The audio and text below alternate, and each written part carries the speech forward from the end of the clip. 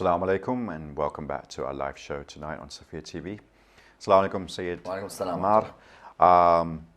Profound comments prior to the break on the power of dua and the supplication from the sixth holy Imam. Yes. I definitely want to revisit that and just continue Yes, that. it's one of our most reliable supplications, narrated by the likes of Majlisi and Saduq. You know, the wording is so touching. And Imam Al-Sadiq, the wording that he gives us really tells us about how Ahlul Bayt view the lover of Imam al-Hussein alayhi salam. Like when he says, اغفر لي ولإخواني ولزوار قبر أبي عبد الله al-Hussein alayhi salam, he's making it clear that, Ya Allah, forgive me, forgive my brothers, and the Zuwar of Abu Abdullah, they are a special group of people.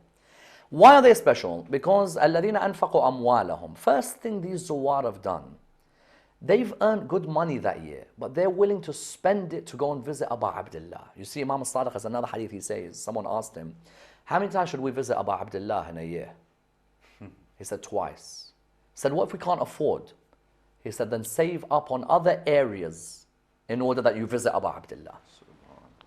You know, sometimes when now we're preparing for ziyarah, we've got ziyarah, as we know, for example, spiritual journeys. We're going on ziyarah in Arafah. We're going ziyarah Arba'een. We're going ziyarah in Christmas.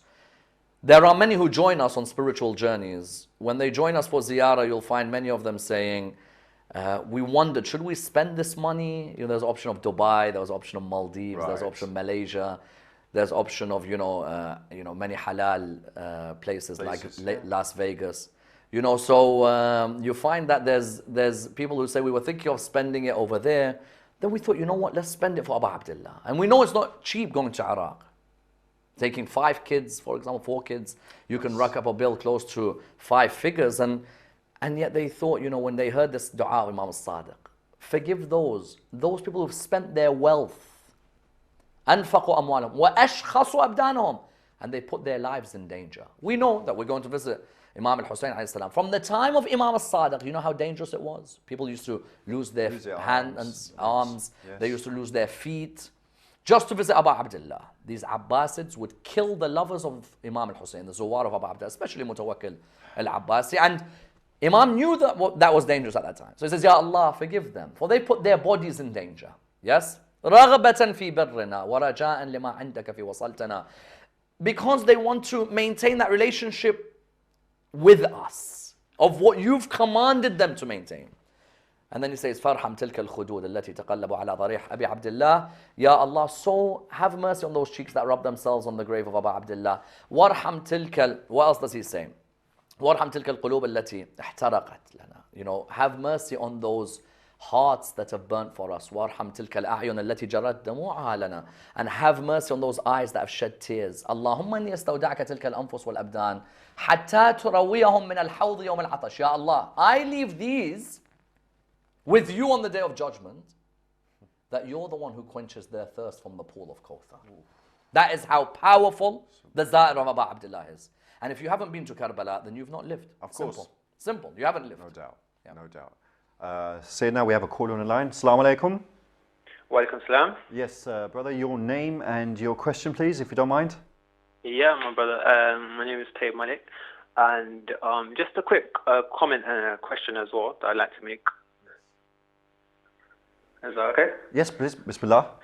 Okay, yeah. Basically, I've just been watching the program. Alhamdulillah, it's a very good program. But I'd just like to say a few things as well. Being a Sunni Muslim myself, I've just felt that it's quite a biased opinion, a bit of a biased, one-sided opinion with regards to mentioning Sunni Muslims. Like I said, I'm follower of the Ahl Sunnah wal Jama'ah, and you know, we love the Ahl Bayt just as much as any of my brothers, like the Shia brothers as well. Okay. And it's just like, for me, it feels as though that it's been promoted that we're not lovers or followers of the Ahl Bayt. And for us, Imam Ali alayhi salam is the most important. We do not negate him from anything. We cannot negate him from anything. The Ahl Bayt are part of the Prophet ﷺ. When you send durood on the Prophet ﷺ, you send it on the Ahl Bayt as well. You cannot negate, you cannot like separate the Ahl Bayt from the Prophet ﷺ. So the mainstream Ahl Sunnah wal Jamaat, if you actually look at their beliefs, then we take the Ahl Bayt alongside the Sahaba together as well. So just a bit about that. So if Sayed Ammar can elaborate on that as well, inshallah. And yeah, that's it. I'd just like to make that comment. Did you have a question? The question, basically, that's it really. I just wanted to make that comment. Sure, there is no doubt that, a lot of our brothers from Ahlul Sunnah have immense love for Ahlul Bayt.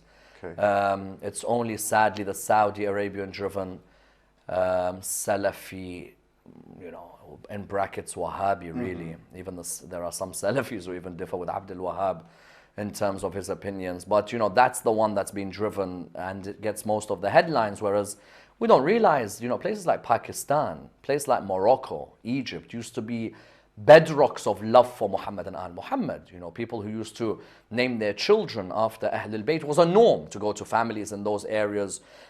Even I would say in Muharram, they would organize majalis or attend majalis. Yes. In India and Pakistan, many of our brothers from Ahlul Sunnah, you go to places like Hyderabad, Lucknow, Bombay, there are people who would go to majalis Ahlul Bayt alayhim salam, and they're from other schools in Islam. Yep. Firstly, no one can say they don't like Ahlul Bayt. Right. It's impossible. It's a foundation of the religion of Islam.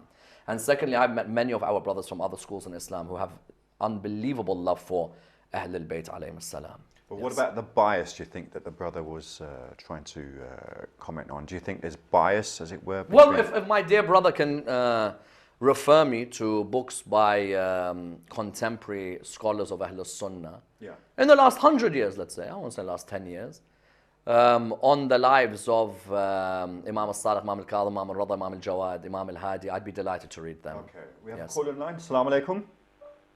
Assalamu alaikum, brother. Assalam. Me, Zil again. Yes.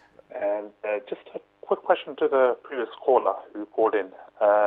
Just wanted to understand, the Sunnis who claim to love Ahlul Bayt, but how can you love the Ahlul Bayt at Islam and also love the enemies of the Ahlul Bayt as well? That's my question. Right. How can you love the Ahlul Bayt alayhim salam and also at the same time simultaneously love the enemies of the Ahlul Bayt? Well, we have to realize that you can't judge everyone with the amount of knowledge that you have. No. So when you're saying to me, well, how can someone love Imam Ali and love Aisha, yes, at the same time when they both had a famous war known as Battle of the Camel? You know about the Battle of the Camel. Not all of our brothers from Ahlul Sunnah know. No. So when someone turns around and says, they claim to love Imam Ali, but they also love, they'll tell you, but what's the issue of loving both? Then you'll say the Battle of the Camel. Many don't know what the Battle of the Camel is. Exactly. If you were to ask many of them, tell me what happened in the Battle of the Camel, Aisha versus Ali, many will not know. Yeah. Because sadly, in the Sunni world, you'll find the idea of historical analysis in lectures leaves a lot to be desired. You go to a lecture, you listen to the Imam, and you leave the mosque. Yes. There's no analysis, what happened after the Prophet Muhammad died. Really? Yes, you may have someone who may give you the seerah of the Prophet, peace be upon his family, and a little bit about what happened after. Paint a rosy picture and say, listen, if there's any issues, they're fitna, you can't discuss them, brother. It's haram to discuss. These are Sahaba, they're all going to heaven. Why? If you're not scared of anything and you're proud of your history, let people discuss. Yeah. In the school of Ahlul Bayt, we pride ourselves on the fact that every year we have analytical lectures. But don't imagine all of our brothers from Ahlul Sunnah, you put them all in the same. No. Yeah, there's many of them who haven't known about these things. I think, as you mentioned earlier on in the show, that Imam Jafar Sadiq actually allowed students to debate with him. And Yes, that's also yes, something that we should learn from. Yes. Assalamu alaikum. We have another caller on the line. Hello, assalamu alaikum. Assalam, yes. I have a small question. Bismillah. It is from history. Has any one of the three Khulafa named their children after the name of Ali and Aulad Ali? Because I couldn't find it for in their 5 generations that anybody named their children or grandchildren or anybody after the name of these people, Ahlul Bayt, as the Sunnah claims to be their lover, but their leaders were not certainly, and especially Ali Sufyan, they were not, because I couldn't find it. I have got most of the books. I've tried, I've worked on it, but why how come they claim to be the lovers of Ahlul Bayt when their leaders were not? And the first thing, the proof is that they never named their children after the name of the loved one of Prophet sallallahu alaihi wasallam.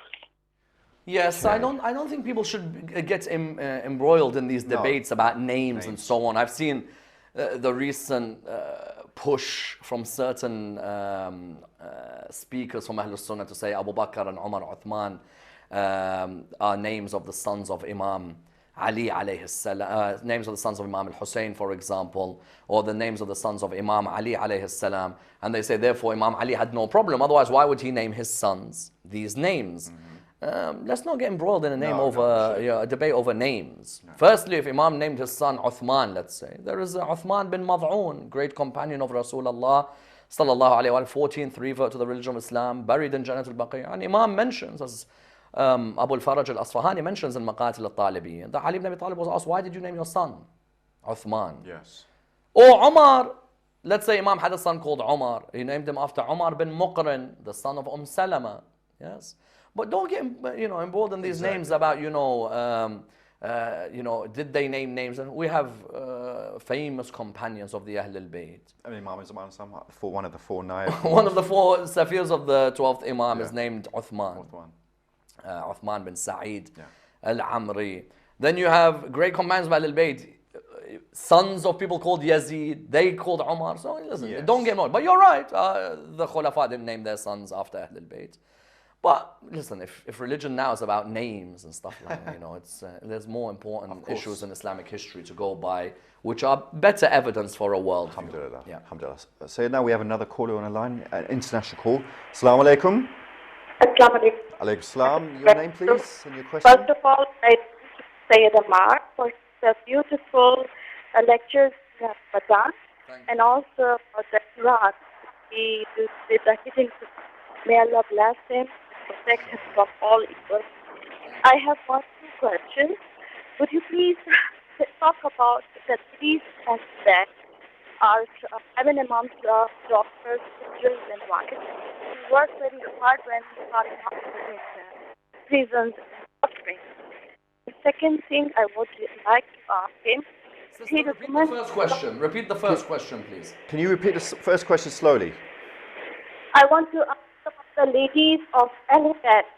After Imam had the ladies were mothers, daughters, and sisters of our Imams, Imam Zainul Abidin, Imam Jafar Sadiq, all these ladies who brought up the children behind them were in prison. After Karbala, what happened to them?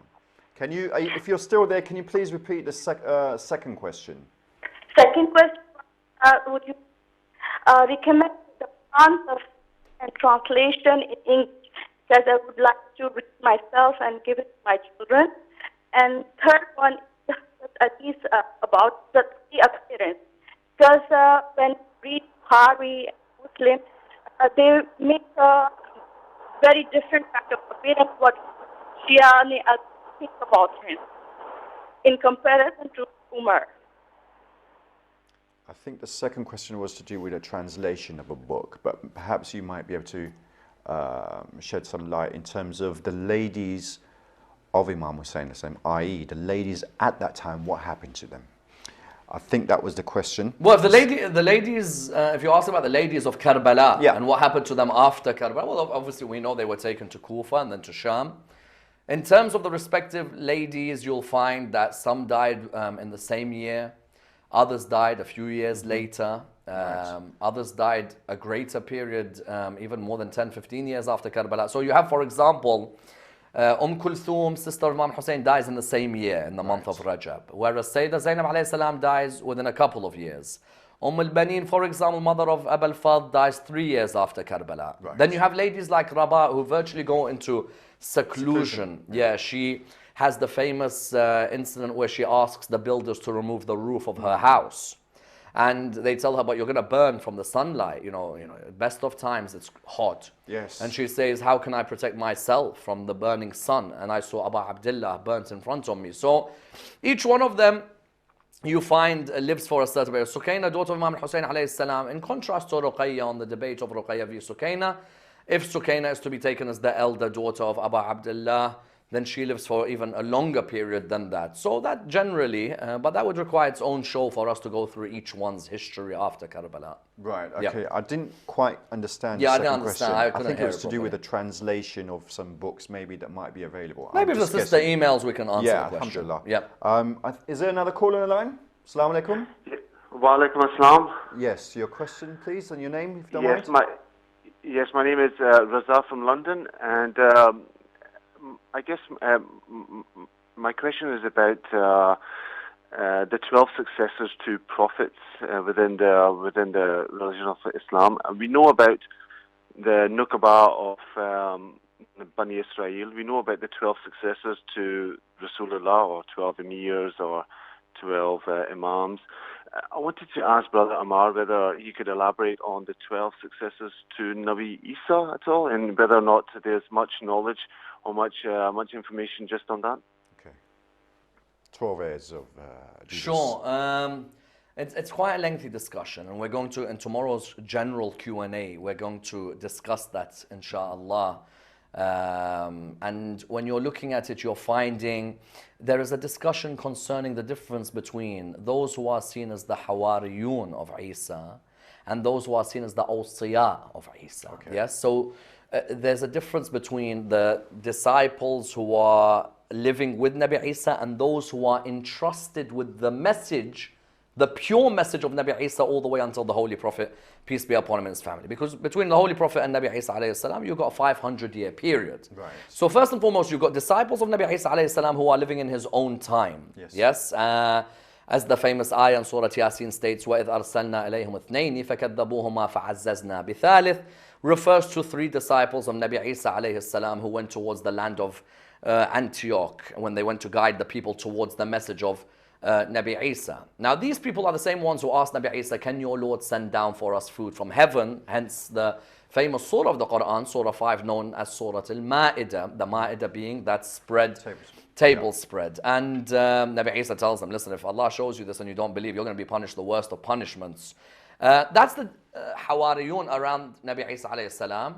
In terms of the Awsiya of Nabi Isa, these Awsiya are from Nabi Isa until the Holy Prophet. And I've read a hadith where Imam Al-Sadiq alayhi salam says, one of the Awsiya of Nabi Isa was Abu Talib alayhi salam. Right. Yes, so these are between the Holy Prophet and between Nabi Isa. Allah subhanahu wa ta'ala has chosen them to protect the message of the religion of Islam. And what is a wasi of a prophet? But someone who protects the interpretation of revelation. Right. A prophet is the one, or a messenger is the one who has the revelation, and the awsiya, the successors, the caliphs, the deputies, they protect the interpretation of the revelation. Yes. Yeah. We have just a few minutes left, and I'd like to probably try and fit in just a couple of points about Imam Jafar Sadiq al-Islam's Shahadat, possibly also leading up to the Shahadat, his eldest son, Ismail, if we have time. But we have a caller on the line, so maybe just bear that in mind. Sure. Caller is gone. So going to, leading up to the Shahadat, possibly prior to the Shahadat, if you can perhaps also explain some of the sciences that may be hidden or apparent. For example, Ilm Jafar. Yes, yes. Some mystical aspects in terms of the mathematics that, or Ilm Nujum. Is it again, hidden or apparent? Not astrology, but obviously, and how that relates, what that has left now, in terms of the masses. So not necessarily the Shias, but how people from other communities, non-Muslims, are actually not exploiting that knowledge, but really using it and actually have excelled further. Like we said earlier in the program, there's 2 key points. The first key point is Shi'ism today is limited to a jurisprudential worldview. Or that wasn't original Shi'ism. Original Shi'ism was a holistic school with a theological, spiritual, ethical, as well as legal worldview. So there is a need for us, when we look back at Imam Al-Sadiq alayhi salam, to realize that his main concern wasn't just fiqh. No. If fiqh is taken as the literal meaning, tafaqquh fi din, a deeper understanding of religion, yes? Deeper understanding of religion entails everything related to the way of life. every area of the way of life. The apparent as well as that which is hidden. Yeah. There are secrets in this universe which the mind hasn't fathomed yet, but there'll be a day when we'll be able to explore them. Sure. And so when you say Ilm al-Jafr, for example, that is the recognition that the secrets of this world were inherited from Imam to Imam until they came to Imam Al-Sadiq alayhi salam. Not just the ornaments of the previous Imams, not just the sword and the cloak of Yusuf and so on, not just these things, but also, you know, written on the skin of a bull were the knowledge of the different layers of the Qur'an, where Imam Al-Sadiq mentions how there's, you know, in some hadiths, 4 layers of the Qur'an, 7 layers of the Qur'an, yes?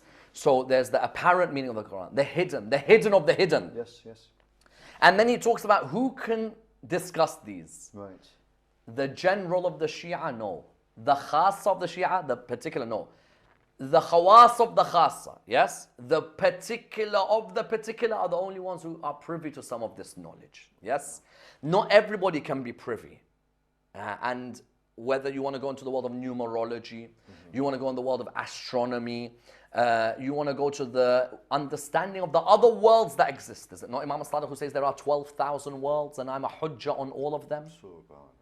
12,000 worlds, not just our world. Or is it not Imam Al-Sadiq who says there were 1,000 Adams before Adam? Yeah. So those who today say Islam is wrong because it doesn't recognize evolution, Ja'far al-Sadiq certainly recognized that we weren't the first here. There were many before us. Yes. So Imam Al-Sadiq alayhi salam, when it comes to these sciences, he elaborates on them to certain khawas of the Shia.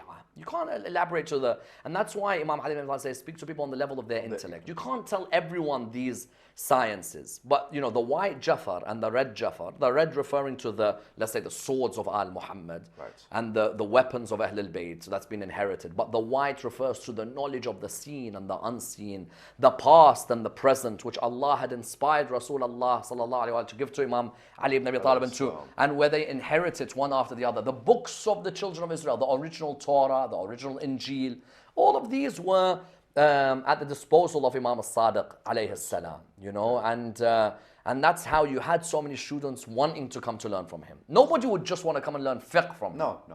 It'd be too dry.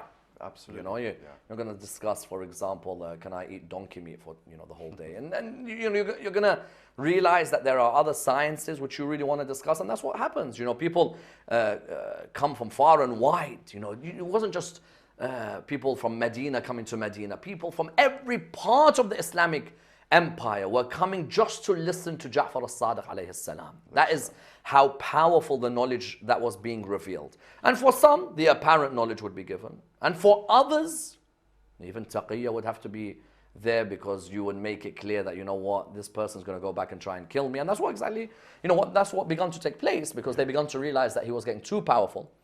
68 years old, the oldest Imam to live of the Imams of Ahlul Bayt, of course, barring the 12.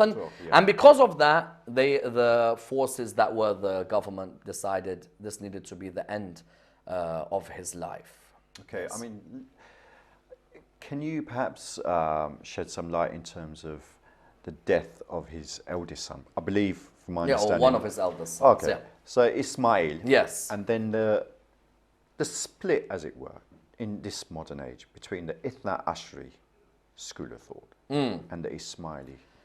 Well, we are of the belief, firstly, that Imamat is not about the eldest son.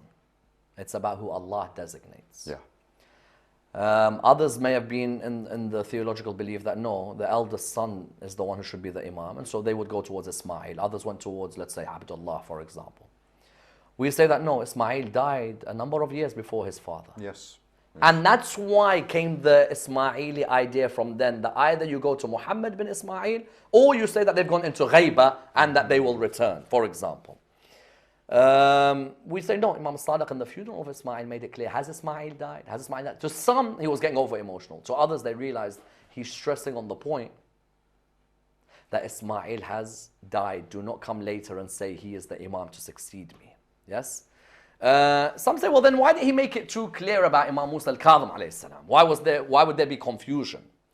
Because he knew Mansur al-Dawaniqi was already telling his governor, check the will of Ja'far al-Sadiq and see whose names are in the will. Right. And whoever's name is in the will, kill that person. The governor in Medina, when he comes to check the will of Imam Al-Sadiq alayhi salam, what does he see on the names? Because he has to kill whoever's name is there. So he's thinking, whoever it is, I'm going to kill him. First name, the governor. His own name. Second name, Mansur, the Khalifa. Third name, Abdullah. Fourth name, Musa the Jafar. Fifth name, Hamida the wife. He tells Mansur, he's like, we got a problem. He's like, what's the problem? He's like, you know, you told me to kill whoever's name is in the will. He said, yes. He said, that means I'm going to have to kill you and I'm going to have to kill myself. Imam Al-Sadiq couldn't come out in front of everyone and say, Musa, no, to the Khawas of the Shia, they were told. Now, our Ismaili brethren, of course, today you have the Nizaris, you have the Bohra, you know, those who follow the Agha Khan, those who may follow a particular Dai or something. You know, there's different schools today which have continued that particular line. And I think there should be intra-faith dialogue between us and our Ismaili brethren. At the end of the day, we agree on all the Imams up until Imam Al-Sadiq alayhi salam, and that's, you know, enough for us to come together, sit together, discuss with each other, learn from each other's heritage. But ultimately, our opinion was that Ismail had died and that the Imamat is to Imam Musa al-Kadhim alayhi salam. Okay, finally, just the events leading up to the Holy Imam's Shahada, because I think we've just got probably 2 or 3 minutes left. Sure, well, you know, Imam Mansur al-Dawaniqi, arguably the stingiest of the Abbasid Khulafa, and one of the tyrants, and that's why I'm very saddened that today in Iraq, one of the richest areas is known as Mansur, named after him. And if the people of Baghdad are ever going to see any barakah in their lives, the first thing they need to do is change that name. How could I find barakah in a country where there is a wealthy area named after the killer of Imam Al-Sadiq alayhi salam? And you found that the Imam, of the things that he did before he died, he gave back a particular debt he owed a cousin. And they told him, that cousin tried to stab you. He said, but Allah has ordered me to maintain relations with my family members. And then, of the last words that he said, he stressed on salah, salah, salah. Right. It's as if Ahlul Bayt alayhi salam, before they die, they make it clear how important salah is. Imam al-Hussein alayhi salam, before he died, asked Al-Hanafi and Zuhair ibn al-Qayn to stand in front of his salah to protect him. And Imam al-Sadiq stressed on salah and said, listen, our shafa'ah will not come to those of our Shia who neglect their salah. Listen, don't come and tell me that I cry for Imam al-Hussein, that's enough for me. I love Imam al-Sadiq, Majaz, that's enough for me. If there is no salah, then you've missed the whole point. Really, you've missed the point. Because at the end of the day, Allah subhanahu wa ta'ala wants the purified heart, first and foremost. But the way that that heart continues being cemented on the love of Allah is through communication with Allah. Yes. And one of the greatest ways is, of course, salah. So he stresses on that in his final moments. You find that these two combine the beauty of Imam Al-Sadiq alayhi salam at the end. And he is poisoned, ultimately poisoned. And as the Imams say, مَا مِنَّا إِلَّا مَقْتُولٌ أَوْ مَسْمُومٌ. There is not one of us but that he is either killed or that he is poisoned. And he's buried where? In Jannat al-Baqi'. And you know, we pray for the day when we're able to honor Jannat al-Baqi'. And Imam Al-Sadiq alayhi salam, in the way Imam Al-Sadiq deserves to be honored. It's sad today in Jannat al-Baqi', you go to that cemetery and you see people guarding it, saying these aren't important people and who cares who they are, and you know, there's nothing important for you to even think about. These are the beacons of light of the religion of Islam. Absolutely. So those were the last moments of the lives of the Imam until he was buried in Jannat al-Baqi'. The show actually has been extended by a few minutes, so are there any key aspects that you would definitely like to share or recommend, or how we should honor this holy grand personality? I think firstly, our community must not treat the Shahada, the Martyrdom of Imam Sadiq next Wednesday or Thursday as just another event at the mosque. You know, there are many people. You'll find Imam Ali ibn Abi Talib's death, 19th and 21st of Ramadan, they're all at the mosque. And you'll find them 10th of Muharram, they're all at the mosque. But when it comes to Imam Al-Sadiq and they're named Ja'fari, and yet when it comes to Imam Al-Sadiq Shahada, you'll find him saying, I came late from work, I'm busy. No. Make sure that that day is the day you go to a majlis, listen to a lecture on the life of Imam Al-Sadiq, alayhi salam. That's the first thing I would give. Secondly, go and study the lives of the students of Imam As-Sadiq. Go study Zurara, go study Mu'min al-Taq, go study Hamran, go study Muhammad bin Muslim, go study Al-Hishamain, go study Mufaddal, you know, and understand the milieu at the time and what was happening. That definitely is the second. And thirdly, a general worldview of Shi'ism, that not to get too stuck in a legal, juristic worldview, and try and be more open to you know, understanding the esoteric as well as the more jurisprudential aspects of the religion. Imam As-Sadiq was a master of theology, a master of ethics, a master of spirituality, hence why many Sufis go back towards him. And I believe that, you know, that is the Imam As-Sadiq worldview that we should adopt today. That rather than everything being about how apparently religious you are, that, you know what, if you don't pray, you're not religious. If you don't wear hijab, you're not religious.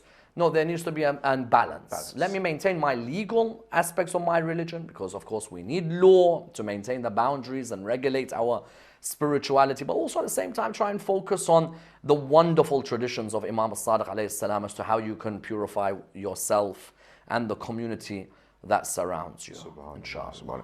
I mean, very briefly, what were the circumstances for the sixth Imam to raise, you know, the Imam in waiting, Imam Musa Qadim alayhi salam?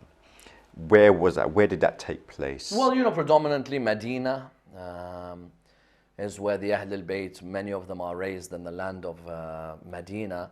And, you know, he raises him, and you find the traits of Imam As-Sadiq in Imam al-Kadhim alayhi salam.